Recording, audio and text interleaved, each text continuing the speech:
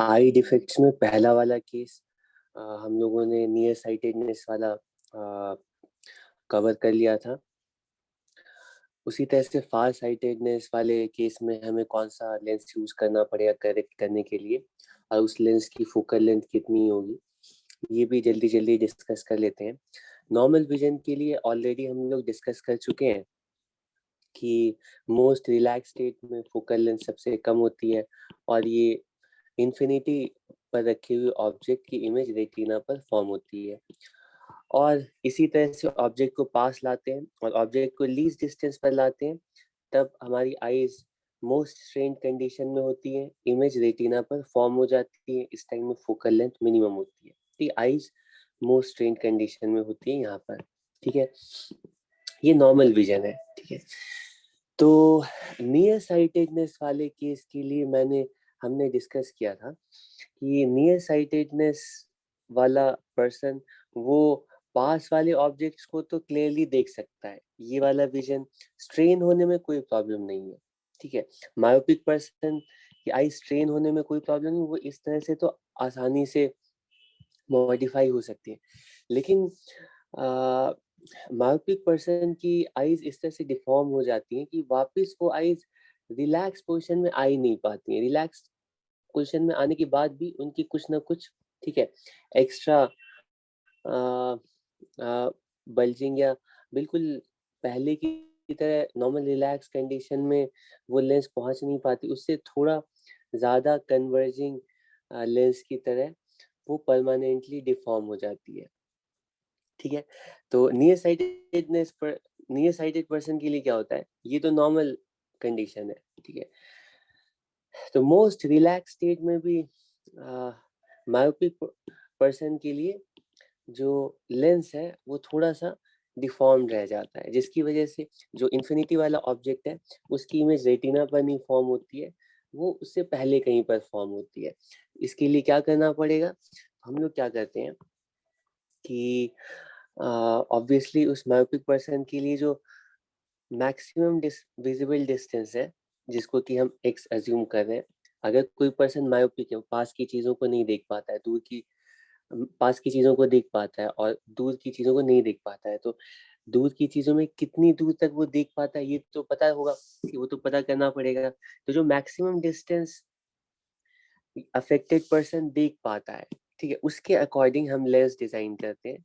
जो maximum distance वो person देख पाता है उसको अगर हम एक्स बोलते हैं, तो करेक्ट करने के लिए हम बोलते हैं कि हमें सिर्फ इतना करना पड़ेगा कि जो इन्फिनिटी पर रखा हुआ ऑब्जेक्ट है उसको एक्स पर पहुंचाना पड़ेगा। ठीक, लेंस के लिए जो इन्फिनिटी पर रखा हुआ ऑब्जेक्ट है उसको एक्स डिस्टेंस पर लाना पड़ेगा। ऐसा करने के लिए क्या करना पड़ेगा, उसके लिए डाइवर्जिंग लेंस यूज करना पड़ेगा, और डाइवर्जिंग लेंस यानी कि कॉनकेव लेंस यूज करना पड़ेगा। उसकी पावर कितनी होगी, -1/x, जहां पर x मैक्सिमम डिस्टेंस है जो कि मायोपिक पर्सन देख सकता है। ठीक है, ये नियर साइटेड विजन के लिए करेक्शन था। अब इसी तरह से अगर मान लो हमारे पास कोई ऐसा आदमी है, ठीक है, जिसकी जिसकी फार साइट तो सही है, ठीक है, मतलब फार साइटेड पर्सन, ठीक है, इसको बोलते हैं हम फार साइटेडनेस। ठीक है, फार साइट तो सही है, इसको हम हाइपरमेट्रोपिया भी बोलते हैं। ठीक है, तो उसको दूर वाली चीजों को देखने में कोई प्रॉब्लम नहीं है। अच्छा, यहाँ पे तुम्हारा क्वेश्चन होगा कि अगर हमने इस लेंस को लगा लिया तो ये सिर्फ इन्फिनिटी के ऑब्जेक्ट को थोड़ी पास लाएगा। अगर हमने यहाँ पे कॉनकेव लेंस लगा लिया तो इन्फिनिटी के ऑब्जेक्ट को पास नहीं, वो हर एक ऑब्जेक्ट को पास लाएगा, लेकिन उससे कोई प्रॉब्लम नहीं है, क्योंकि पास अगर ऑब्जेक्ट्स पास आ जाती हैं तो आई लेंस को देखने में पास की चीजों में कोई प्रॉब्लम नहीं, दूर की चीजों में प्रॉब्लम थी। ठीक है, तो पास आ जाएंगी तो ज्यादातर चीजें वो देख सकता है। और बिल्कुल तुम बोलोगे लीस्ट डिस्टेंस पर कोई ऑब्जेक्ट है, उसके लिए अगर हम ये कॉनकेव लेंस लगा करके देखेंगे तो वो तो और पास आ जाएगा। तो वहां पे हम लेंस के थ्रू हमें देखने की जरूरत नहीं है। ठीक है, वो हम ऐसे नेकेड आई से देख सकते हैं। ठीक है, दूर के लिए तुम्हें ग्लास लगाना पड़ेगा, पास के लिए तुम नहीं लगाओ। ठीक है, अगर तुम नियर साइटेड पर्सन हो तो। ठीक है, फास्ट साइटेडनेस में क्या होता है? फास्ट साइटेडनेस में जो फास्ट विजन है ना, वो बिल्कुल नॉर्मल होती है। ये दूर की चीजें हमारी आई लेंस आसानी से देख सकती हैं, जिसका मतलब है कि आई लेंस को रिलैक्स होने में कोई प्रॉब्लम नहीं है। जैसे जैसे ऑब्जेक्ट को पास लाते हैं तो नॉर्मल हेल्दी आई तो क्या करेगी ना, बिल्कुल डी डिस्टेंस पर अगर ऑब्जेक्ट आ जाता है तो भी कोई प्रॉब्लम नहीं है। ये हेल्दी आईज है या नॉर्मल पर्सन के लिए। ठीक है, लेकिन जो हाइपर मेट्रोपिया वाला अफेक्टेड पर्सन होगा, ठीक है, तो उसके साथ प्रॉब्लम होगी कि अगर, ठीक है, अगर यहाँ पे अगर डी डिस्टेंस पर एक्चुअली ऑब्जेक्ट आ जाता है तो उस केस में, इसको मैं एक काम करता हूँ, अगर सच में हम ऑब्जेक्ट को डी डिस्टेंस पर ले आते हैं तो ये जो अफेक्टेड पर्सन है उसके साथ क्या होगा।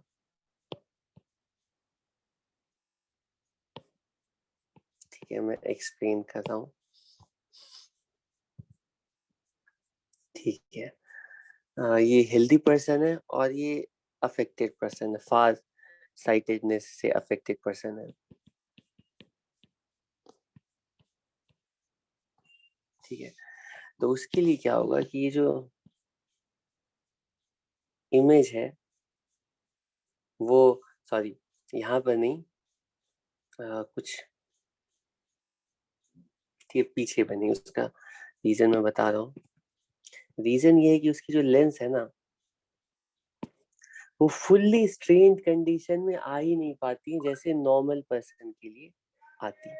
आई आई की जो लेंस है ना वो थोड़ा सा, ठीक है, कंप्लीटली फुल्ली स्ट्रेन्ड कंडीशन में जैसे पहले आती है नॉर्मल हेल्दी पर्सन के लिए, वैसे नहीं आ पाती है। ठीक, कंप्लीटली रिलैक्स हो नहीं पाती है।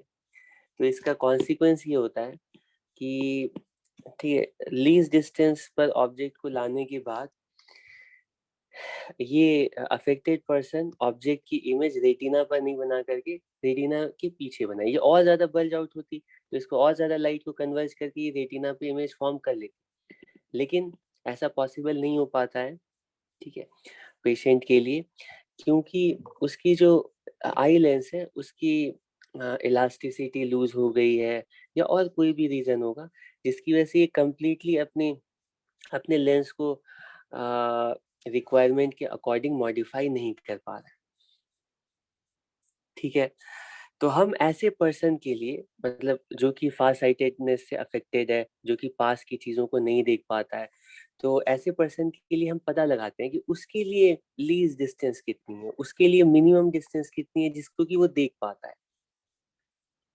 ठीक है, तो उसके लिए इस कंडीशन में इसकी जो भी रिलैक्स स्टेट की लेंस है, ये तो नॉर्मल पर्सन यहाँ तक इतना ज्यादा, ठीक है, ऐसे अपनी लेंस को मॉडिफाई कर सकता था, ये इससे ज्यादा नहीं कर सकता है। तो ये जो मैक्सिमम स्ट्रेन कंडीशन है लेंस की, ठीक है, उस टाइम में ये मिनिमम कितने डिस्टेंस की ऑब्जेक्ट देख पाता है। ठीक है, तो मान लो मैं सेम लेंस है ना, सेम कंडीशन की लेंस यहाँ पर रख रहा हूँ।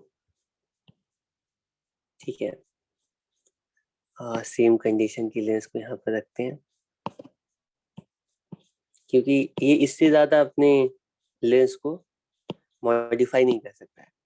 ठीक है, इससे ज्यादा अपने लेंस को मॉडिफाई नहीं कर सकता है।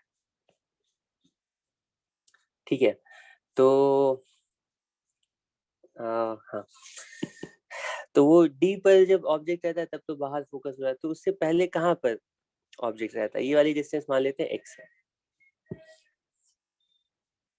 एक्स की वैल्यू कुछ भी हो सकती है, 50, 100, मान लो 100 सेंटीमीटर है।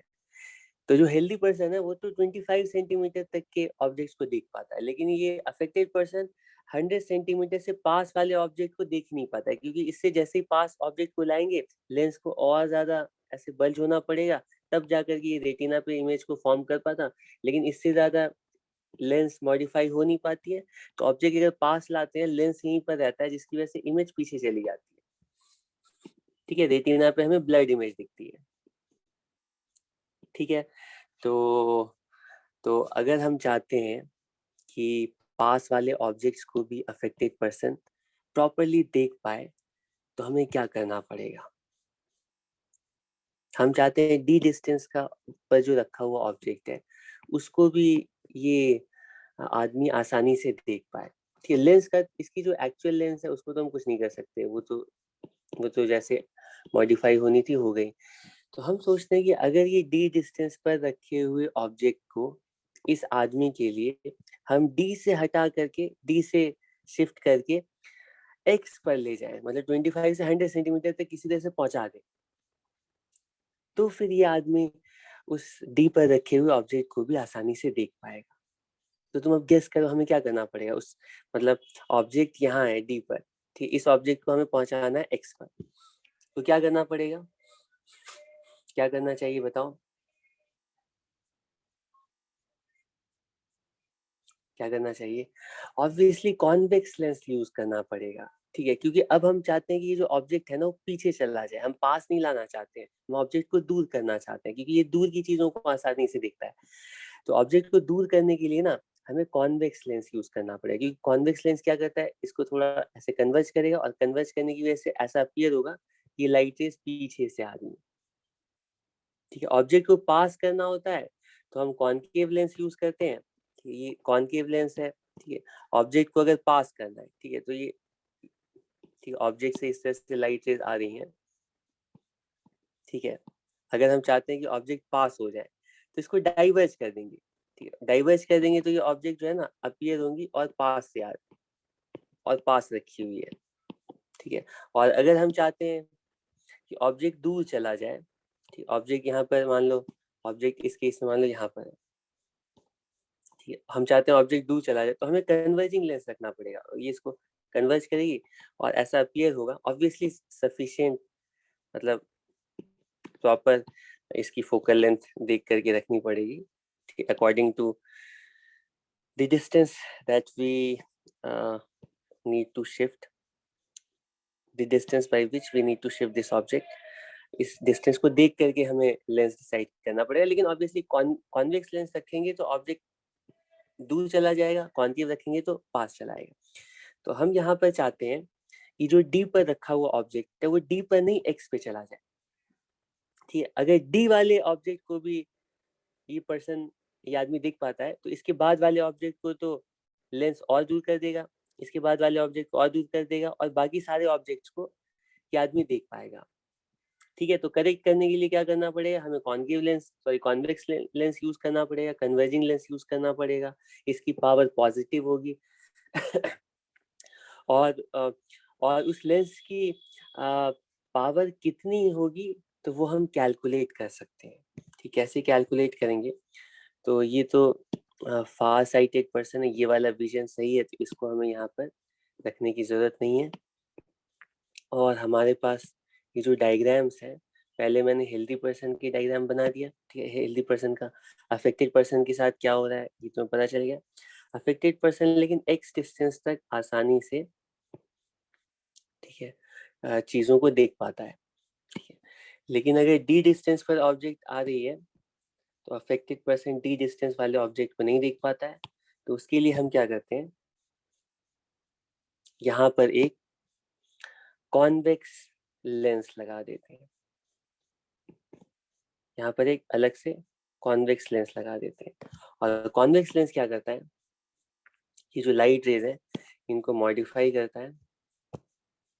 कि कैसे मॉडिफाई करता है मैं, ये पॉइंट तो यहाँ पे वापस आ जाना है। कैसे आ रहा है मैं बता रहा हूँ।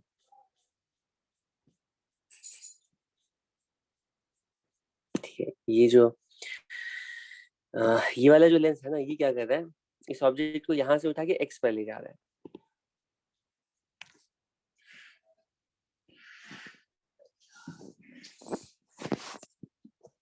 सेकंड, तो इसका रे डायग्राम तुम प्रॉपरली यहाँ पे बना सकते हो। एक सेकंड।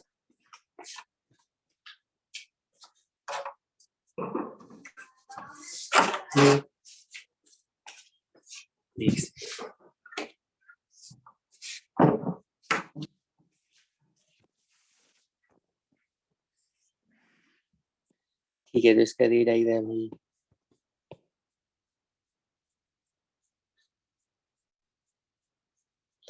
ठीक है। तो एक्चुअली होता क्या है कि ये लेंस क्या करता है, इसको यूं इस तरह से डाइवर्ज कर देता है, और डाइवर्ज करने की वजह से ये जो लाइट रेज है ना, ऐसा अपीयर होती है कि कहाँ से आ रही है, एक्स से आ रही है।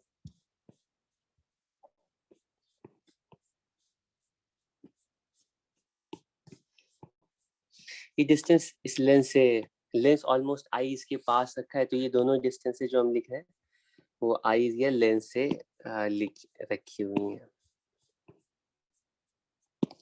ठीक है, तो इसकी पावर कितनी होगी, तो वो हम कैलकुलेट कर सकते हैं। लेंस फार्मूला अप्लाई करके लिखेंगे 1/, इमेज डिस्टेंस वो यहाँ पे 1/x है, -x, 1/v, 1/u, u कितना है, वो है -d, इक्वल्स 1/f।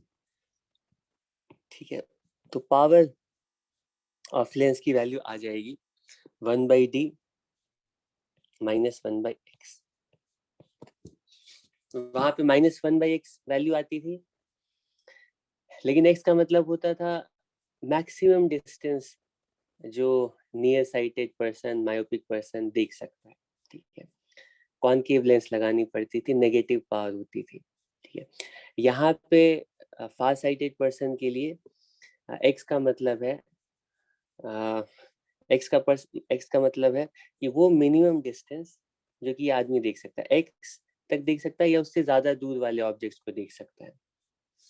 तो अगर x का मतलब है वो मैक्सिमम, सॉरी, x का मतलब है इस फार साइटेडनेस अफेक्टेड पर्सन के लिए, x का मतलब है कि वो मिनिमम डिस्टेंस जहाँ तक कि आदमी देख सकता है, तो उसको कॉन्वेक्स लेंस लगाना पड़ेगा, और कॉन्वेक्स लेंस की जो पावर होगी 1/d - 1/x की इक्वल होगी। ऑब्वियसली d की वैल्यू कम है, x की वैल्यू ज्यादा है, तो ये ओवरऑल वैल्यू पॉजिटिव आएगी, और पॉजिटिव पावर का लेंस हमें यूज करना पड़ेगा। ठीक है, यहाँ तक किसी को कुछ पूछना है तो पूछो, ये सारे पॉइंट्स क्लियर है।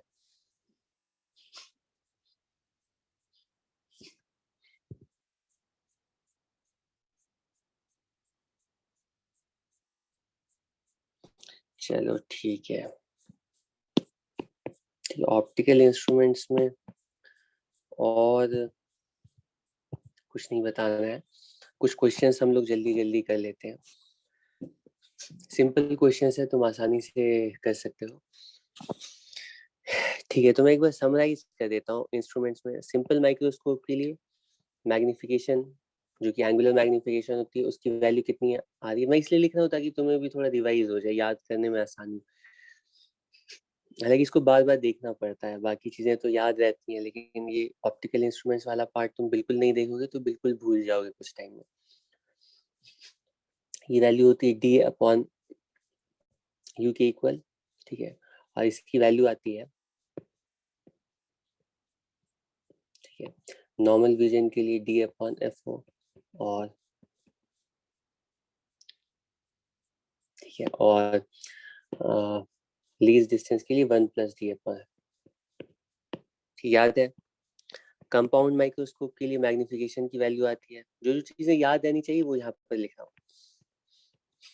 ऑब्जेक्टिव आईपीस, ठीक है, और इसकी वैल्यू हम लिखते हैं, इसको सीधा यहीं पर लिख देता हूँ। नॉर्मल विजन के लिए ये वैल्यू होती है, ऑब्जेक्टिव के लिए मैग्निफिकेशन की वैल्यू हमें लिखनी होती है -V0 upon U0 times D upon FE। Eyepiece की मैग्निफिकेशन सिंपल माइक्रोस्कोप की तरह, और सिंपल माइक्रोस्कोप के लिए मैग्निफिकेशन की वैल्यू नॉर्मल विजन में D upon focal length of the lens. वहां पे फोकल लेंथ को F0 लिख रहा था, ठीक है। यहाँ पर कोई ऑब्जेक्टिव और आईपीस है ही नहीं, एक ही लेंस है, वही ऑब्जेक्टिव है वही आईपीस है, ठीक है। लेकिन आईपीस के लिए सॉरी कंपाउंड माइक्रोस्कोप में ऑब्जेक्टिव अलग है, आईपीस अलग है, तो जो आईपीस है वो सिंपल माइक्रोस्कोप की तरह बिहेव कर रहा है, उसके मैग्निफिकेशन को हम सिंपल माइक्रोस्कोप की तरह D अपॉन F से लिख सकते हैं, ठीक है। और लीस्ट डिस्टेंस के लिए ये वैल्यू कितनी आ रही थी कि -V0 upon U0 times 1 + D upon FE, ठीक है। और यहाँ पे V0 अपॉन U0 को तुम ये V0 अपॉन U0 को ये मैं साइड में लिख देता हूँ, ये L अपॉन FO की इक्वल लिखा जा सकता है, ठीक है। तो नॉर्मल विजन में जो मैग्निफिकेशन होगी वो L upon F0 D upon FE होगी, ठीक है। और लीस्ट डिस्टेंस पे जो मैग्निफिकेशन होगी वो -L upon F0 1 + D upon FE होगी। इन एक्सप्रेशंस को देख करके हम बता सकते हैं कि ऑब्जेक्टिव की फोकल लेंथ यहाँ पर कम होनी चाहिए, ऑब्जेक्टिव का साइज भी कम होना चाहिए, ठीक है। और यहाँ पे एक्सप्रेशन को देख करके बता सकते हैं मैग्निफिकेशन नेगेटिव भी आती है, ठीक है।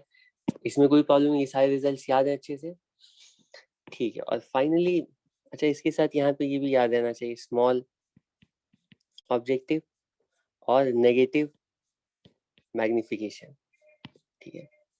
इसके बाद है टेलीस्कोप। टेलीस्कोप की मैग्निफिकेशन कितनी आती है बताओ।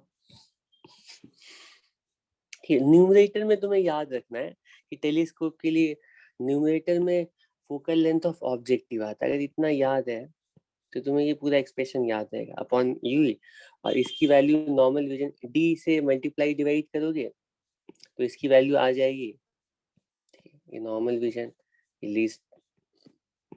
नॉर्मल विजन में वैल्यू कितनी हुई F0 अपॉन UE की वैल्यू हो जाती है FE के इक्वल, ठीक है।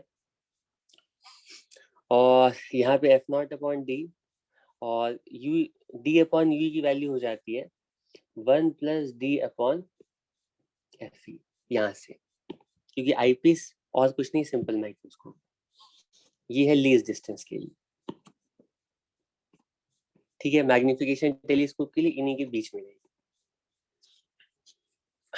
ठीक। यहाँ पे ये भी पूछा जा सकता है मैक्सिमम मैग्निफिकेशन बताओ, मिनिमम मैग्निफिकेशन बताओ। मैक्सिमम का मतलब हमेशा लीस्ट डिस्टेंस वाला मैग्निफिकेशन होगा, मिनिमम का मतलब हमेशा नॉर्मल विजन वाला, ठीक है। यहाँ पे ऑब्जेक्टिव लार्ज होता है, लार्ज ऑब्जेक्टिव, इसका रीजन बता चुका हूँ। और मैग्निफिकेशन यहाँ पे भी नेगेटिव होती है, नेगेटिव मैग्निफिकेशन, लेकिन ये सारा कुछ हम एस्ट्रोनॉमिकल टेलीस्कोप के लिए लिख रहे हैं। और टेरेस्ट्रियल टेलीस्कोप के लिए मैग्निफिकेशन के एक्सप्रेशन में कोई चेंज नहीं आता है, सिर्फ वहां पर लेंथ ऑफ ट्यूब वो चेंज हो जाती है। लेंथ ऑफ ट्यूब की वैल्यू हम लिखते हैं यहाँ पर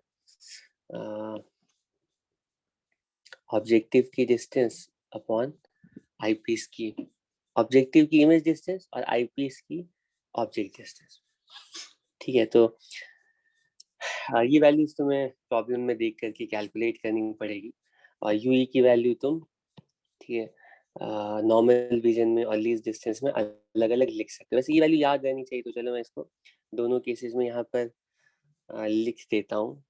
इसको थोड़ा सा नीचे करना पड़ेगा फिर। लेंथ ऑफ ट्यूब है, इसकी वैल्यू तुम नॉर्मल विजन में, normal vision least distance, normal vision में ये वैल्यू होती है FO + VO + FE, क्योंकि ऑब्जेक्ट डिस्टेंस की वैल्यू नॉर्मल विजन में हमेशा फोकल लेंथ की इक्वल होगी, और लीस्ट डिस्टेंस पे ये वैल्यू हो जाती है FED upon FE plus D के इक्वल लेंस फॉर्मूला से निकालो या सिंपल माइक्रोस्कोप के मैग्निफिकेशन वाले रिजल्ट को यूज करके लिखो। और लेंथ ऑफ टेलीस्कोप की वैल्यू कितनी होती है? वो होती है FO, क्योंकि यहाँ पर जो इमेज डिस्टेंस है वो हमेशा ऑब्जेक्टिव के फोकस पर ही बननी है, तो ऑब्जेक्टिव के फोकल लेंथ की इक्वल होगी प्लस यू की वैल्यू होगी। और इसमें नॉर्मल विजन में क्या रिजल्ट आएगा? यू की वैल्यू हो जाएगी फोकस ऑफ आई पीस। और लीस्ट डिस्टेंस पर ये यू की वैल्यू होगी FD अपॉन F प्लस, और इन दोनों में 4F ऐड हो जाएगा अगर हम बीच में इन्वर्जन के लिए एक एक्स्ट्रा लेंस यूज करेंगे टेरेस्ट्रियल टेलीस्कोप बनाने में। ठीक है, क्योंकि वो अगर उल्टी इमेज बनती है तो फिर वो थोड़ा इम्प्रैक्टिकल हो जाता है टेरेस्ट्रियल पर्पस के लिए, तो उस पर एक लेंस लगा करके हम लेंथ बढ़ा देते हैं और मैग्निफिकेशन इन्वर्ट कर देते हैं। ठीक है, और आई डिफेक्ट का भी रिजल्ट चलो यहाँ पर लिख ही देता हूँ। सबसे पहले near sighted person myopia, near vision, near sighted लिख देता हूँ।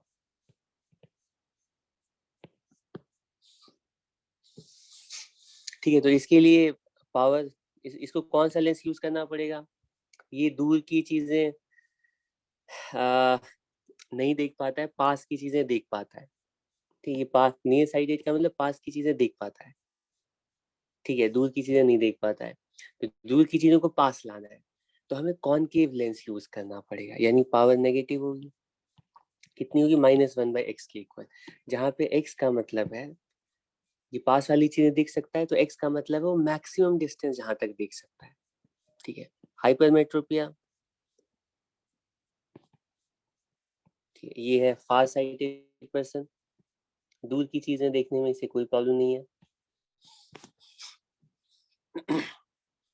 कि पास की चीजें देखने में, ज्यादा पास की चीजें देखने में प्रॉब्लम है, तो ये क्या कर सकता है कि दूर की चीजें तो देख लेता है लेकिन पास की चीजें देखने में प्रॉब्लम होती है, तो एक मिनिमम डिस्टेंस होगी ना जहां तक वो देख पाता है, उसके बाद की सारी चीजें देख पाता है, उससे पहले की चीजें नहीं देख पाता है। तो जो मिनिमम डिस्टेंस होगी जहां तक ये आदमी देख सकता है उसको x मान लेते हैं। ठीक है, जो मिनिमम डिस्टेंस जहां तक ये आदमी देख सकता है x मान लेते हैं। अब हमें करना क्या है कि अगर हम चाहते हैं कि ये आदमी ठीक है लीस्ट डिस्टेंस को भी देख पाए, तो लीस्ट डिस्टेंस पर जो ऑब्जेक्ट रखा है उसको x पर ले जाना पड़ेगा। ठीक है, तो ऑब्जेक्ट को हमें दूर करना पड़ेगा, क्योंकि ये दूर की चीजों को देख पाता है, पास की चीजों को नहीं देख पाता है।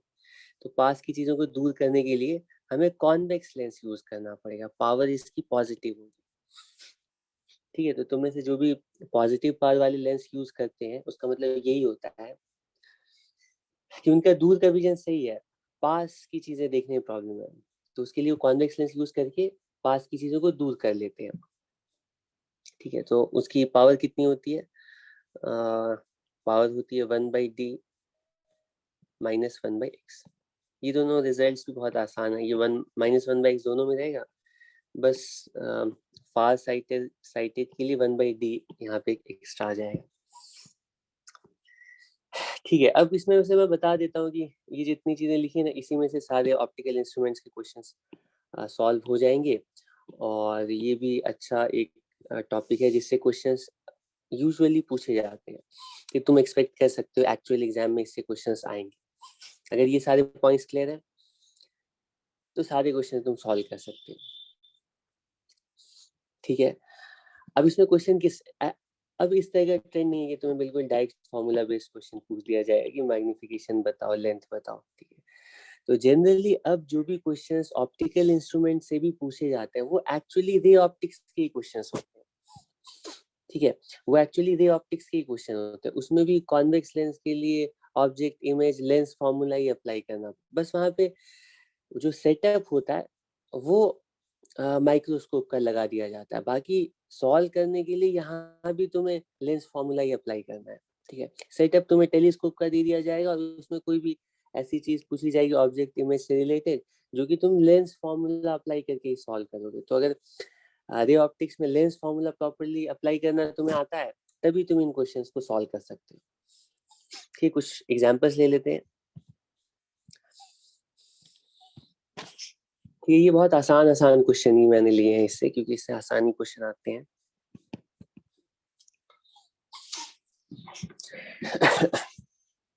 ठीक है, ये क्वेश्चन है, इसको सॉल्व करते हैं। अब यहाँ पे ना तुम्हें बस ये पता होना चाहिए, कंपाउंड माइक्रोस्कोप है, उसमें ऑब्जेक्टिव लेंस छोटा छोटा होता है, वो इमेज को मैग्नीफाई करती है और उसको फिर सिंपल माइक्रोस्कोप आई पीस के थ्रू देखते हैं। टेलीस्कोप के लिए पता होना चाहिए, ऑब्जेक्टिव लेंस बड़ा होता है, इमेज फोकस पर फॉर्म होती है, उसको फिर आई पीस सिंपल माइक्रोस्कोप की तरह यूज करके मैग्नीफाई करते हैं। बस इतना पता, बाकी तुम्हें वही लेंस फॉर्मूला अप्लाई करना है। ठीक है, जैसे कि ये क्वेश्चन है, क्वेश्चन में कहा गया है एस्ट्रोनॉमिकल टेलीस्कोप है, ऑब्जेक्टिव और आई पीस की हमें फोकल लेंथ दे दी गई है। ठीक है, ऑब्जेक्टिव और आई पीस की फोकल लेंथ हमें गिवन है। क्वेश्चन में क्या कहा गया है, तुम देख सकते हो ऑब्जेक्टिव की जो फोकल लेंथ है ना ज्यादा है, क्योंकि ये टेलीस्कोप है। ठीक, क्या कहा गया है कि 200 सेंटीमीटर पर एक ऑब्जेक्ट है, उसको अगर हम विजुअलाइज करना चाहते हैं तो लेंसेज के बीच में सेपरेशन कितनी होगी। ठीक है, तो तुम ऐसे डायरेक्टली अगर सॉल्व कर, बिल्कुल फॉर्मूला रटा हुआ है, आंसर निकालने की कोशिश करोगे तो तुम बोलोगे ये 40 है। टेलीस्कोप के लिए पढ़ा है कि लाइट इंफिनिटी से आती है और ये फोकल लेंथ ऑफ ऑब्जेक्टिव होती है, और ये यहाँ पे कुछ भी नहीं दिया गया है, मतलब नॉर्मल विजन में हमें इमेज बनानी है। तो जो आईपीस है वो यहाँ से आईपीस के लिए जो ऑब्जेक्ट है फोकस पर रखा होगा, तो ओवरऑल टोटल डिस्टेंस तुम बोलते हैं F O plus F P, लेकिन ये तब होता है जब हमारा ऑब्जेक्ट इन्फिनिटी पर रखा है। ठीक, तो क्वेश्चन में कहा गया है कि 200 सेंटीमीटर पर रखे हुए ऑब्जेक्ट को हमें देखना है। ठीक है, नॉर्मल विजन में 200 सेंटीमीटर पर रखे हुए ऑब्जेक्ट को देखना है, तो इन दोनों लेंसेज के बीच की डिस्टेंस कितनी होगी। तो ऑब्वियसली पहले तुम सोचोगे ऑब्जेक्टिव की वजह से इमेज कहाँ पर बनी, ये वाली डिस्टेंस निकालते हैं। ठीक, और ये इस बार फोकस पर नहीं बनी, फोकस पर तब बनती ना जब ऑब्जेक्ट इंफिनिटी पर है। ठीक है, अब ये जो ऑब्जेक्ट है, सॉरी, ये जो इमेज है ऑब्जेक्टिव लेंस के लिए, वो ऑब्जेक्ट की तरह ट्रीट होगी आईपीस के लिए। नॉर्मल विजन में आईपीस के लिए ये ऑब्जेक्ट फोकल लेंथ पर ही होना चाहिए, तो दोनों लेंसेज के बीच की जो सेपरेशन होगी वो ऑब्जेक्टिव के लिए इमेज डिस्टेंस निकालेंगे plus focal length of eyepiece, यही हमारा आंसर होना चाहिए। तो इसको क्या प्रॉब्लम है, उसको सॉल्व करते हैं। क्या है आंसर, ये लेंस का ही क्वेश्चन है, बस तुम्हें थोड़ा सा मतलब इसका आइडिया होना चाहिए कि टेलीस्कोप में लेंसेज कैसे होते हैं और माइक्रोस्कोप में कैसे होते हैं। ठीक है, तो ये हमारा ऑब्जेक्टिव लेंस है और इसके सामने लेटेस्ट से 200 सेंटीमीटर पर ये हमारा ऑब्जेक्ट रखा गया है, और ये लाइट रेज ठीक कुछ इस तरह से ठीक जा रही है, और वो ठीक कन्वर्ज करके इसका फोकल लेंथ 40 सेंटीमीटर और ये 200 सेंटीमीटर पर, मतलब इन्फिनिटी और 2f के बीच में, तो 40 और 80 के बीच में कहीं पर इमेज बनेगी। ठीक है, f और 2f के बीच में, तो कुछ यहाँ पर मान लो इमेज फॉर्म होगी। ठीक, यहाँ पर कुछ इमेज फॉर्म होगी।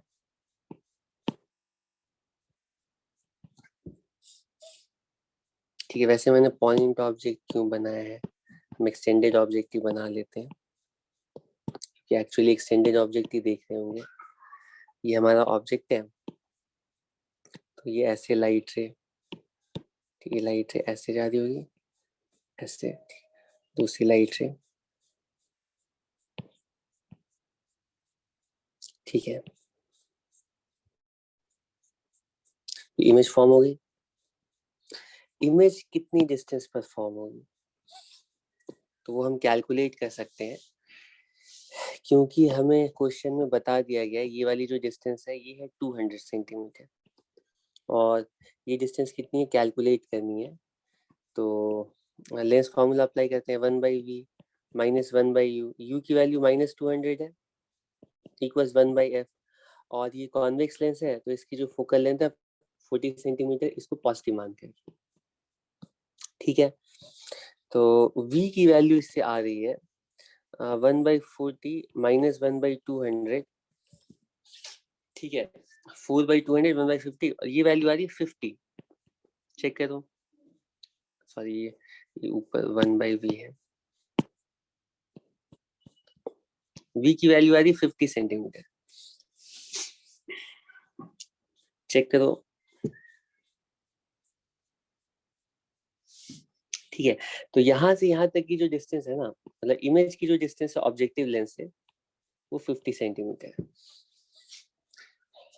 अब नॉर्मल विजन के लिए इसके बाद जो आईपीस होगा वो कितनी दूर रखा जाएगा, फोकल लेंथ जितनी है आईपीस की, और आईपीस की फोकल लेंथ है ये वाली जो डिस्टेंस, ये क्वेश्चन में गिवन है 4 सेंटीमीटर। ठीक है, तो हम आंसर हम बोलेंगे दोनों लेंसेज के बीच में जो डिस्टेंस होगी 50 + 4, ये 54 सेंटीमीटर। ठीक, इमेज फोकस पर नहीं बन रही है, फोकस से आगे बन रही है। ठीक है, ये ऑब्जेक्ट इंफिनिटी पर नहीं है। ये हमारा आंसर। अगर इस रे डायग्राम को तुम कंप्लीट, तुम्हारा आंसर कंप्लीट है। अगर रे डायग्राम को कंप्लीट करना चाहते हो तो इसके आगे तुम बोलोगे यहाँ से ऑब्जेक्ट से जाइए इस तरह से और इस तरह से, और ये नॉर्मल विजन में ये इंफिनिटी पे।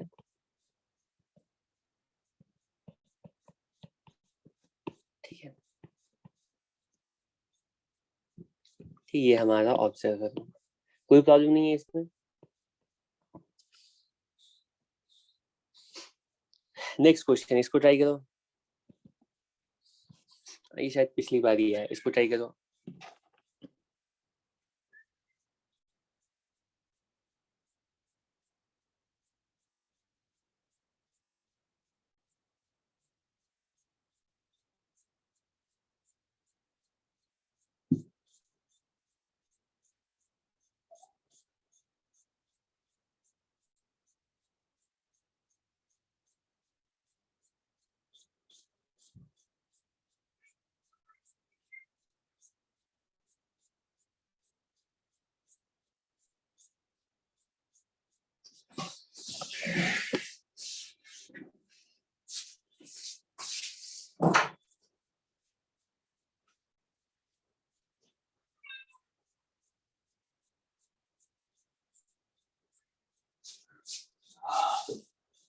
बात चलिए।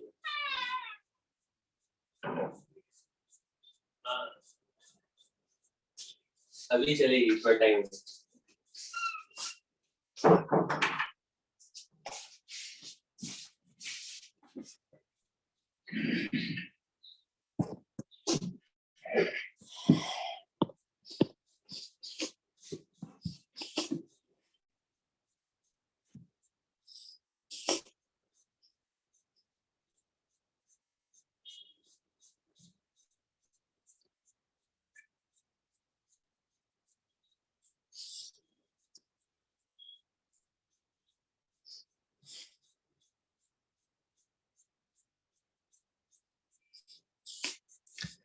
ठीक है, क्वेश्चन थोड़ा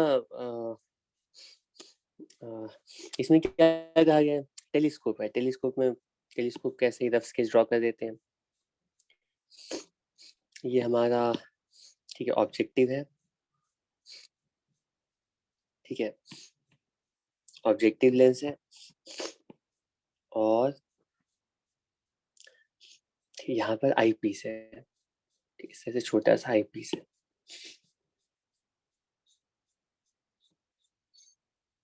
ठीक है,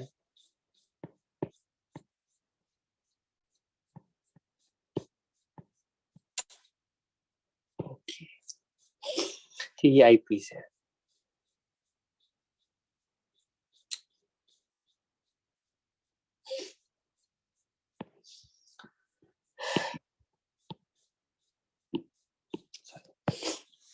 ठीक है, रहने दो जैसा भी। अच्छा, इसका एक काम कर सकते हैं कि इसको यहाँ थोड़ा एक्सटेंड।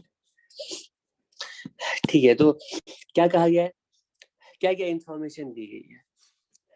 तो क्वेश्चन में कहा गया है कि टेलीस्कोप को हम नॉर्मल एडजस्टमेंट में रखते हैं, ठीक है, और a straight black line of length L is drawn on the inside part of objective lens. मतलब कि ये ऑब्जेक्टिव लेंस के ऊपर ही ऐसे करके ना यहाँ पे ऐसे ब्लैक मार्क इस तरह से बना देते हैं, कि ब्लैक लाइन इस तरह से L लेंथ की बना देते हैं, ठीक है। और क्वेश्चन में कहा गया है कि the eyepiece forms a real image of this line. मतलब कि ये जो आईपीस है, हम गेस कर सकते हैं कि आईपीस की फोकल लेंथ कम होती है और आईपीस के लिए जो ब्लैक लाइन ड्रॉ की गई है लेंस पर, ये ऑब्जेक्ट की तरह ट्रीट हो रही है, इसी की इमेज हमें बनाना है, ठीक है।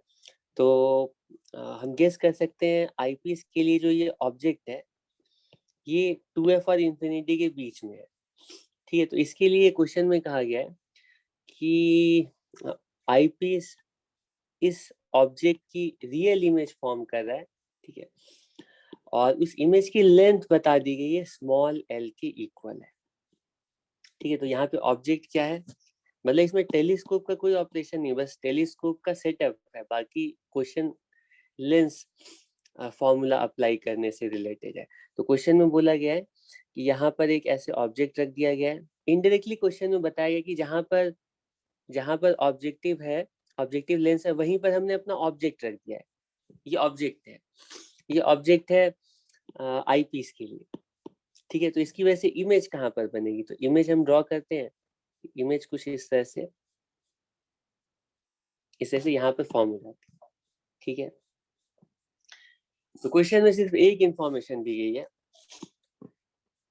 कि इस ऑब्जेक्ट की लेंथ कैपिटल एल है, ये लेंथ है कैपिटल एल, और इस इमेज की जो लेंथ है, मतलब ये इसका कोऑर्डिनेट नहीं, इसका साइज ये स्मॉल एल है, बस, और कुछ भी नहीं बताया गया। Magnification of the telescope is, magnification of the telescope is, ठीक, हम क्वेश्चन को सॉल्व करना स्टार्ट करते हैं। तो सबसे पहले हम सोचते हैं कि टेलीस्कोप की मैग्निफिकेशन होती कितनी, यहाँ पे बता दिया गया नॉर्मल एडजस्टमेंट में मैग्निफिकेशन कैलकुलेट करो। तो नॉर्मल एडजस्टमेंट में टेलीस्कोप के मैग्निफिकेशन की वैल्यू होती है ऑब्जेक्टिव की फोकल लेंथ अपॉन आईपीस की फोकल लेंथ। किसी तरह से हमें ऑब्जेक्टिव और आईपीस की फोकल लेंथ को रिलेट करना पड़ेगा, अगर रिलेट कर लेंगे, हाँ सर एल लेंथ नीचे भी हो सकता है ना आधा? हाँ, अगर नीचे होगी तो उससे प्रॉब्लम क्या है, अगर ये नीचे है तो ये इमेज ऊपर चली जाएगी। सर मैं बोल रहा हूँ आधा ऊपर आधा नीचे। अरे तो उससे भी एक ही बात होगी, इसके आधे की इमेज ऐसी बनेगी, इससे आधे की इमेज इधर बनेगी, तो दोनों मिला करके ना सेम ही लेंथ होगी, ठीक है। मतलब तुम चाहते हो कि ऐसे करके ऑब्जेक्ट बना दें, तो उससे क्या प्रॉब्लम है, इमेज ऐसी बन जाएगी, लेकिन उससे कोई डिफरेंस नहीं आएगा कैलकुलेशन।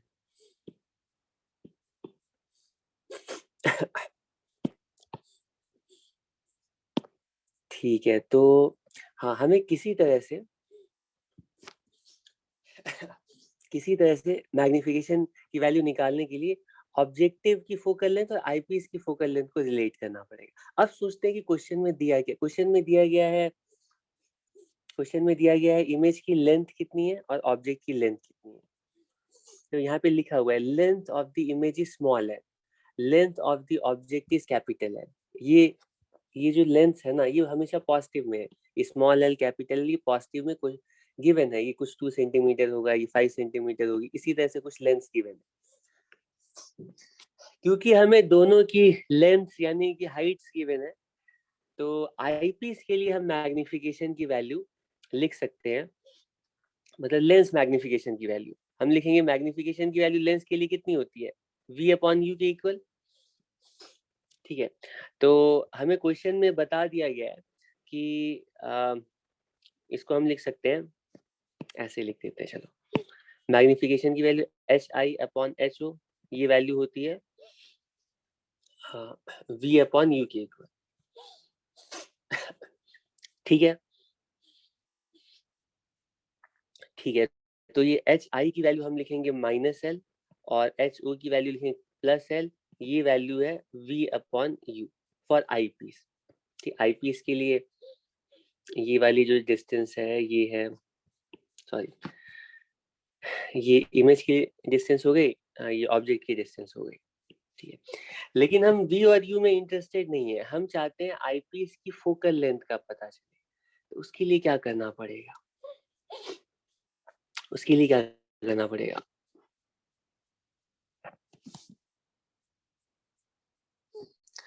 बताओ।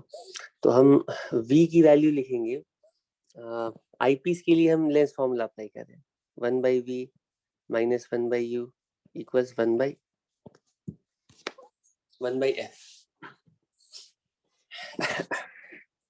ठीक है,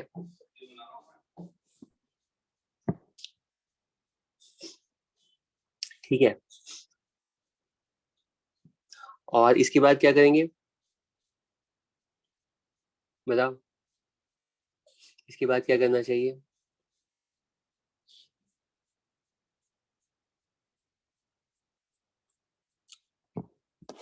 बताओ। देखो, अच्छा ये कहाँ चला गया? यहाँ पर हम सोचेंगे कि हमें क्या करना है किसी तरह से। तो ये दोनों चीजें तो नोन है, हमें v और u की जगह फोकल एफ ओ और एफ ई चाहिए।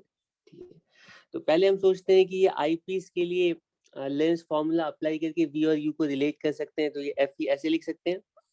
ठीक है, और v अपॉन u की वैल्यू हमें कैलकुलेट करनी है, तो यहाँ से लेंस फॉर्मूला से इतना तो पता चल जाएगा कि इसको हम दोनों साइड v से मल्टीप्लाई कर देते हैं, तो 1 minus V upon U equals v upon F E. ठीक है, ठीक है, तो v बाई यू की वैल्यू आ जाएगी v अपॉन यू की, कोऑर्डिनेट के टर्म्स में रिलेशनशिप है, और यहाँ पे v is the coordinate of, एक मिनट तरीके, इसको इग्नोर करो। ठीक है, मैं इसको एक बार फिर से फ्रेश तरीके से एक बार बता रहा हूँ, फिर से ध्यान से सुनना। सॉल्व करने के लिए जो हमारी स्ट्रैटेजी है ना, वो क्या होनी चाहिए, फिर से बता रहा हूँ। ठीक है, अभी जो बताया उसको इग्नोर करो, मैं चाहता हूँ कंफ्यूजन ना हो, नहीं तो बार बार बहुत सारी चीजें बताऊंगा तो कंफ्यूजन होगा। तो इसको सॉल्व करने के लिए ना क्वेश्चन के अकॉर्डिंग सबसे पहला तो स्टेप यही होगा कि हम मैग्निफिकेशन की वैल्यू लिखेंगे, एफ नॉट अपॉन एफ ई होती है, तो हमारा टारगेट है किसी तरह से फोकल लेंथ एफ नॉट और एफ ई को रिलेट करना। अगर F not F E relate हो जाएंगे नॉन क्वांटिटीज के टर्म्स में, तो हमें मैग्निफिकेशन की वैल्यू पता चल जाएगी। ये है पॉइंट नंबर 1। ठीक है, ये हमारा पहला स्टेप हो गया। दूसरा स्टेप है कि क्वेश्चन में गिवन क्या है। तो क्वेश्चन में गिवन है कि ऑब्जेक्ट को यहाँ पर रखा गया है ऑब्जेक्टिव लेंस पर, और इमेज कहीं पर फॉर्म हो गई है, ये वाली डिस्टेंस हमें पता नहीं है, ये वाली डिस्टेंस पता नहीं है, इन दोनों की साइजेस पता है। ठीक है, तो इस इंफॉर्मेशन को यूज करके मैग्निफिकेशन की वैल्यू हम बी अपॉन यू के टर्म्स में लिख सकते हैं। ठीक है, लेकिन क्योंकि हमें क्वेश्चन में बता दिया गया है कि ये टेलीस्कोप नॉर्मल एडजस्टमेंट में है, इसका मतलब हम श्योर है कि ऑब्जेक्ट की जो डिस्टेंस है ना, ऑब्जेक्ट की जो डिस्टेंस है वो obviously F O plus F E के इक्वल है। ये वाली जो डिस्टेंस है ये हमें पहले से पता है, क्योंकि ये टेलीस्कोप है ना, तो टेलीस्कोप के लिए ऑब्जेक्ट डिस्टेंस पता है हमें। ठीक, ऑब्जेक्ट की distance F O plus F E, ये वाली चीज पता है हमें। ठीक, लेकिन अभी वी अननोन है, तो हम सोचेंगे v की वैल्यू u के टर्म्स में हम लेंस फॉर्मूला अप्लाई करके निकाल सकते हैं। तो ये जो राइट हैंड साइड है ना, हमारा टारगेट था ये जो राइट हैंड साइड है ये सिर्फ एफ ओ और एफ ई के टर्म्स में है एटलीस्ट, क्योंकि वी और यू के का कोई यूज नहीं है यहाँ पर। हम राइट हैंड साइड को एफ ओ और एफ ई के टर्म्स में लाना चाहते हैं। एफ ओ और एफ ई के टर्म्स में कैसे आएगा, तो हम सोचेंगे यू की वैल्यू तो हमें पता ही है, वो object distance F O plus F E, क्योंकि टेलीस्कोप के लिए लेंसेज के बीच में डिस्टेंस होती है in normal adjustment F O plus F E के इक्वल। यू की वैल्यू तो पता है, v की वैल्यू नहीं पता है, तो हमें v की वैल्यू u के टर्म्स में लिखनी पड़ेगी। ठीक है, लेंस फॉर्मूला से हम v और u को रिलेट कर सकते हैं, तो हमें किसी तरह से v को चेंज करना पड़ेगा u में, और u की वैल्यू पुट कर देंगे fo प्लस fe के टर्म्स में, तो हमारी इक्वेशन जो है ना एफ और एफ के टर्म्स में आ जाएगी, उसी से एफ ओ अपॉन एफ हम निकाल सकते हैं अगर ये क्वेश्चन सॉल्वेबल है तो। ठीक है, तो हमें v अपॉन यू मतलब इस एक्सप्रेशन को u के टर्म्स में चेंज करना है, v नहीं चाहिए तो क्या करना पड़ेगा, v नहीं चाहिए u चाहिए, तो लेंस फॉर्मूला अप्लाई करके लिखेंगे 1/v माइनस 1/u, ठीक है, इक्वल्स 1/f, आई पीस के लिए लिख रहा हूँ ये, ठीक है, और इसमें हमें v नहीं चाहिए u चाहिए, तो हम u से मल्टीप्लाई कर रहे हैं। तुम देखोगे u से मल्टीप्लाई करने से रिजल्ट क्या आ रहा है, चेक करो, ये u अपॉन v की वैल्यू आ रही है 1/fe प्लस 1, नहीं यहाँ पे 1 नहीं, u है, सॉरी, u/fe प्लस 1। तो इससे पता चल रहा है कि ये तो आ गई है u अपॉन v की वैल्यू, तो v अपॉन u की वैल्यू जो होगी वो हम यहाँ पर लिख सकते हैं, इसका इन्वर्स कर दोगे, तुम चेक करो, ये वैल्यू आ रही है fe upon fe plus u, ठीक है, ठीक है, ओके। अब इसके बाद हम लिख सकते हैं, इसके बाद के स्टेप्स को मैं और हम लिखेंगे minus L upon capital L, इसकी वैल्यू होगी, ऊपर एफ ई है और नीचे यू की वैल्यू क्या लिखेंगे, यहाँ पे ये सारे कोऑर्डिनेट के टर्म्स में, ये सारी वैल्यूज कोऑर्डिनेट्स के टर्म्स में, ठीक है, तो फोकल लेंथ का कोऑर्डिनेट तो पॉजिटिव ही होता है, तो एफ ई तो एज सच लिखेंगे, यू की वैल्यू कितनी लिखेंगे, इस आई पीस के लिए ऑब्जेक्ट डिस्टेंस कितनी है, object distance F O plus F E है, लेकिन इसका कोऑर्डिनेट अगर लिखेंगे तो वो लिखेंगे माइनस ऑफ, ठीक है, एफ ओ प्लस एफ ई,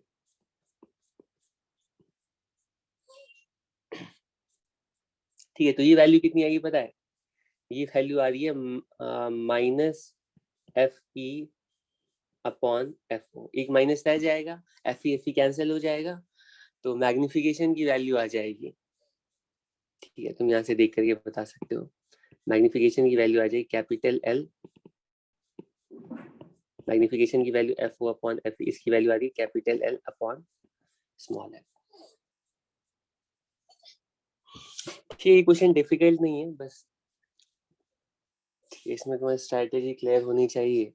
देखो जब भी कोई क्वेश्चन आएगा एग्जाम में, ठीक है, स्टार्टिंग में तुम्हें लगेगा होगा नहीं होगा, तो पहले तो ये तुम्हें मानना है कि जो तुमने क्वेश्चंस पढ़े हैं उन्हीं क्वेश्चंस को अप्लाई करके सॉल्व होना है, कोई ऐसी चीज नहीं है जो तुम्हें नहीं पता है।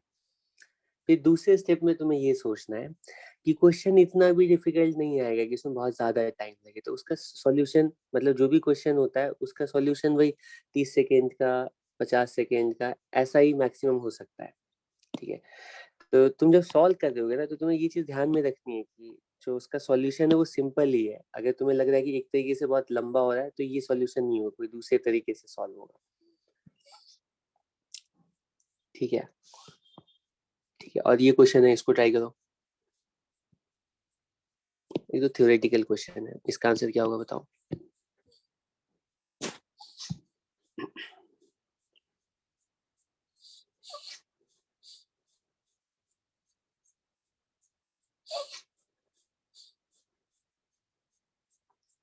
ठीक है, मतलब focal length of objective lens बढ़ाया गया है और मैग्नीफाइंग पावर के बारे में टेलीस्कोप और माइक्रोस्कोप के बारे में पूछा गया है, ठीक है।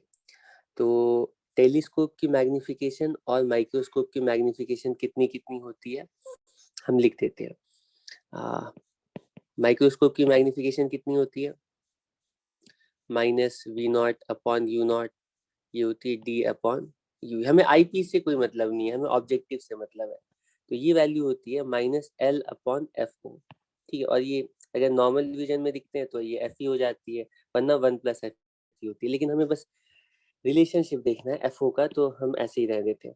और टेलीस्कोप के लिए क्या रिजल्ट है मैग्निफिकेशन का, टेलीस्कोप के लिए मैग्निफिकेशन की वैल्यू कितनी आती है,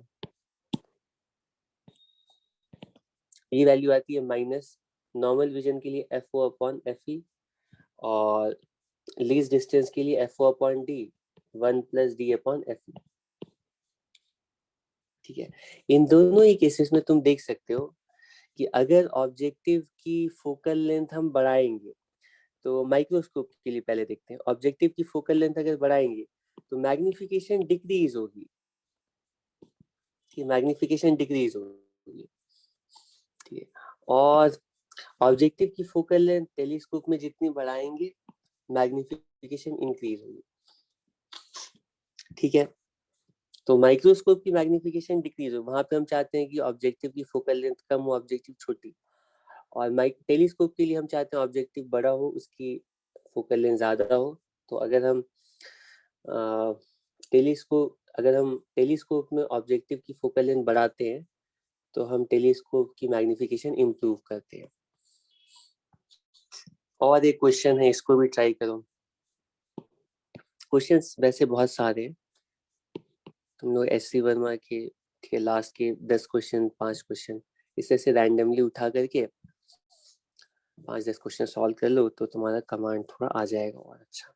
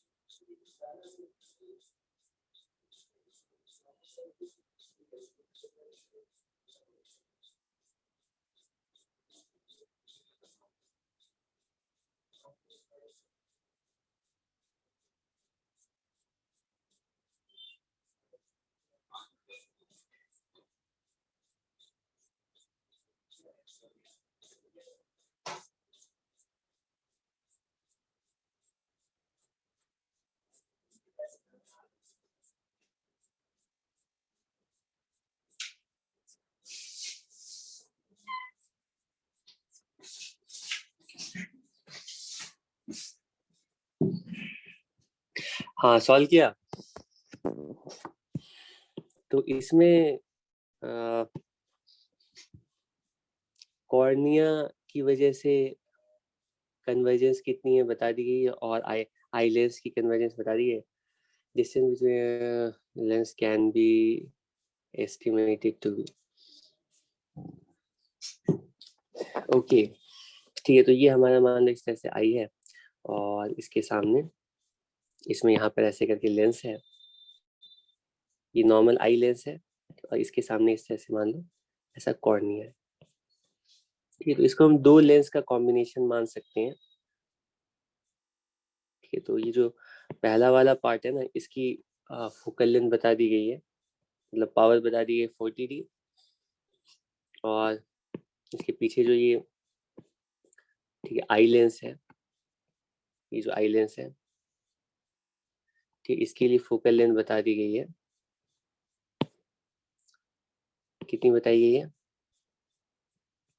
20D। क्वेश्चन में गिवन है, ठीक है। तो और तो साथ साथ क्वेश्चन में ये कहा गया है कि इस आई लेंस की जो मिनिमम पावर है ना, मतलब least converging power. Least converging power का मतलब क्या होता है? लीस्ट कन्वर्जिंग पावर का मतलब होता है जब ये लेंस सबसे ज्यादा रिलैक्स्ड स्टेट में होगा, ठीक है। और रिलैक्स स्टेट में कब होगा? जब ऑब्जेक्ट इन्फिनिटी पर होगा। उस टाइम में इस लेंस की फोकल लेंथ, उस टाइम में इस लेंथ की पावर 20 डायप्टर है, ठीक है।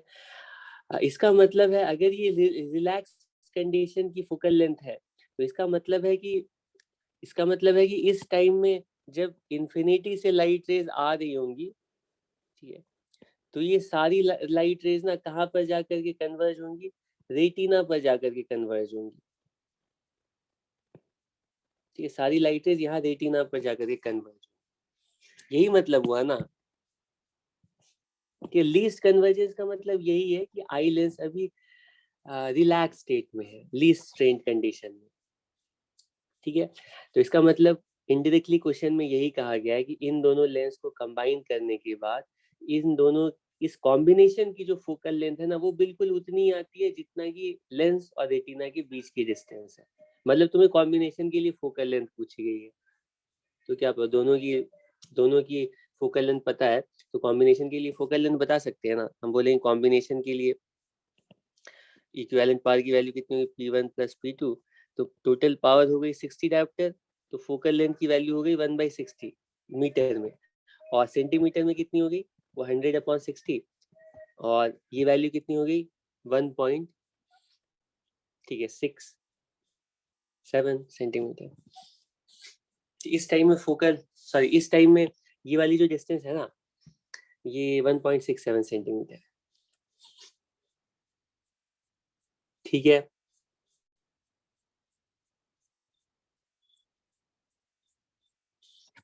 इसके बाद नेक्स्ट क्वेश्चन सॉल्व करो।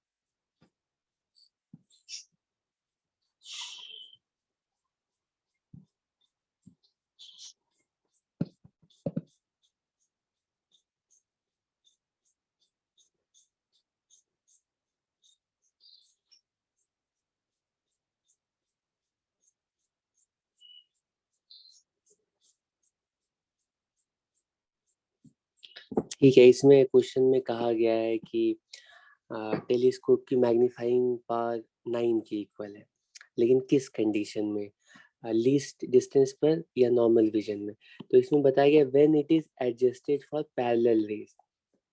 ठीक है, तो इनडायरेक्टली क्वेश्चन में बताया कि नॉर्मल विजन में लेंथ ऑफ ट्यूब बता दी गई है, ये वैल्यू बता दी गई है कि ये FO प्लस FE, इसकी वैल्यू क्वेश्चन में बता दी गई 20 है, और साथ साथ ये भी बता दिया गया है कि मैग्निफिकेशन की वैल्यू ये FO/FE की वैल्यू 9 है। तो इन दोनों ये दो इक्वेशन है, दो वेरिएबल है, इनको सॉल्व कर लो, 18 और 2 आएंगे।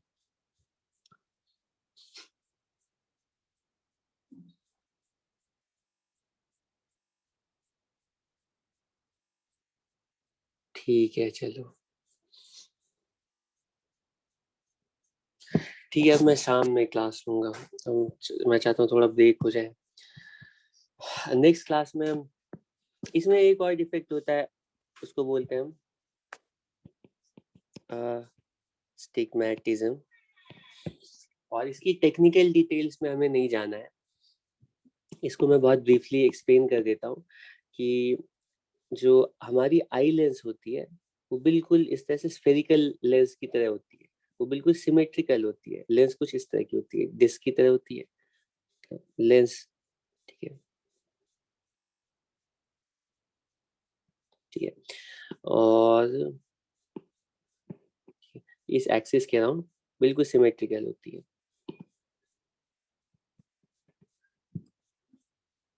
ठीक है, तो कई बार क्या होता है, अगर ये स्फेरिकल सिमेट्री मेंटेन्ड रहती है तब तो कोई प्रॉब्लम नहीं है, नियर साइटेडनेस फार साइटेडनेस की डिफेक्ट्स आ सकती हैं, लेकिन इमेज, ठीक है, तुम्हें सिमेट्रिक दिखेंगी, मतलब जैसी है वो दोनों एक्सिस पे सिमेट्रिक दिखेगी। उसका क्या मतलब है समझा रहा हूँ, लेकिन अगर मान लो तुम्हारी लेंस में, इसको मैं यहाँ पे ड्रॉ करके दिखाता हूँ, ये मान लो एक्स एक्सिस है और ये मान लो वाई एक्सिस है, ठीक है, तो अगर हम लेंस को ऐसे सामने से देख रहे हैं, ठीक है, तो लेंस कुछ इस तरह की दिखेगी, इसका कर्वेचर तुम्हें बिल्कुल इमेजिन करना पड़ेगा, ठीक है, कर्वेचर ऐसे ऐसे पता होना चाहिए, ये एक्स एक्सिस है, ये वाई एक्सिस है, ठीक है। तो ऐसा पॉसिबल है कि टाइम के साथ साथ ठीक है, एक्स एक्सिस के अलोंग जो कर्वेचर है ना और वाई एक्सिस के अलोंग जो कर्वेचर है, ठीक है, वो दोनों एक ही तरह से, ठीक है, मॉडिफाई नहीं हो रहा हो, मतलब एक्स एक्सिस के अलोंग कर्वेचर और वाई एक्सिस के अलोंग कर्वेचर डिफॉर्म हो गया, ठीक है। तो उस केस में क्या होगा तुम गेस कर सकते हो, मतलब ये वाला जो कर्वेचर है ना यहाँ से यहाँ तक, इस ये वाला जो कर्वेचर है, मतलब ये वाला जो कर्वेचर है, अगर ये वाला कर्वेचर, ठीक है, तो अगर ये वाला कर्वेचर इस कर्वेचर के अकॉर्डिंग वाई एक्सिस के अलोंग अगर कोई ऑब्जेक्ट है तो उसकी इमेज बन रही है, ठीक है, और ये जो एक्स एक्सिस वाला कर्वेचर है, एक्स एक्सिस के अलोंग कोई ऑब्जेक्ट रखते हैं तो उसकी इमेज एक्स एक्सिस वाले कर्वेचर के अलोंग बन रही है। तो अगर दोनों में जो डिफॉर्मेशन है वो अनसिमेट्रिकल हो जाएगा, तो इधर वाला एक साइड का जो इमेज है ना वो ज्यादा, ठीक है, मॉडिफाई होगा, एक साइड का इमेज कम मॉडिफाई होगा, कि एक एक्सिस के अलोंग इमेज कम मॉडिफाई होगी, दूसरी एक्सिस के अलोंग इमेज ज्यादा मॉडिफाई होगी, तो ओवरऑल जो इमेज है ना वो एक्स और वाई एक्सिस में मॉडिफाई हो जाएगी। मैं समझाता हूँ मैं क्या कहना चाहूँ। मान लो तुम्हारे पास कोई ऐसा ऑब्जेक्ट है, ठीक है, ये इस तरह से, ठीक है, चेकर बोर्ड की तरह। अब इसको अगर नॉर्मल विजन वाला आदमी देखेगा ना, तब तो वो या तो ये अगर मान लो मैग्नीफाई होंगी तो, या रिड्यूस होंगे तो इसी के अकॉर्डिंग, मतलब प्रोपोर्शनली होंगी दोनों साइड, ठीक है, इस तरह से हो गया मान लो, ठीक है। लेकिन जो अगर मान लो एक्स एक्सिस और वाई एक्सिस के अलावा कर्वेचर डिफॉर्म हो गया है, तो एक साइड जो है ना वो कुछ, ठीक है, ज्यादा डिफरेंट इमेज आ जाएगी, दूसरी साइड तो कुछ शेप ऐसी हो जाएगी, ठीक है, या फिर कुछ शेप ऐसी हो जाएगी,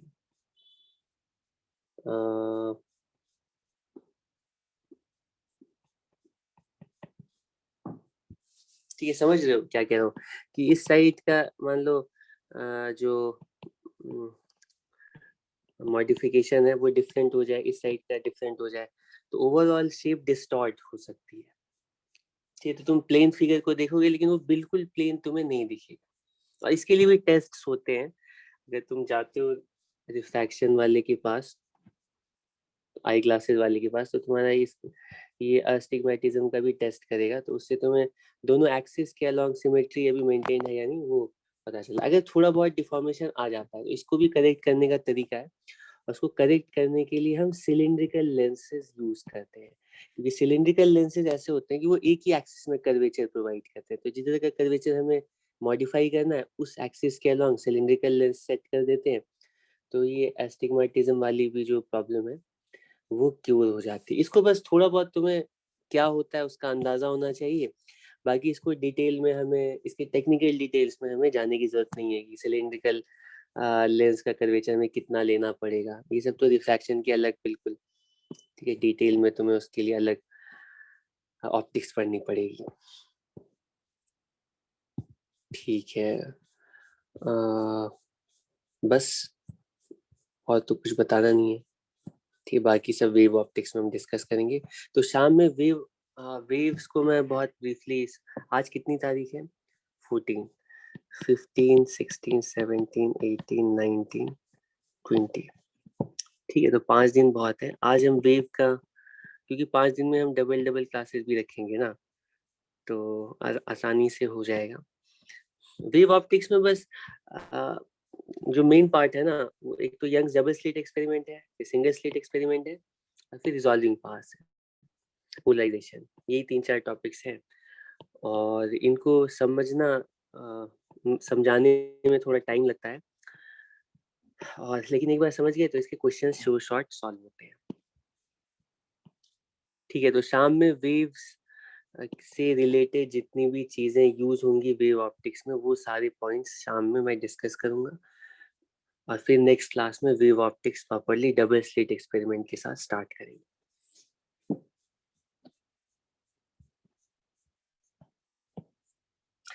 ठीक है, और कुछ पूछना है किसी को?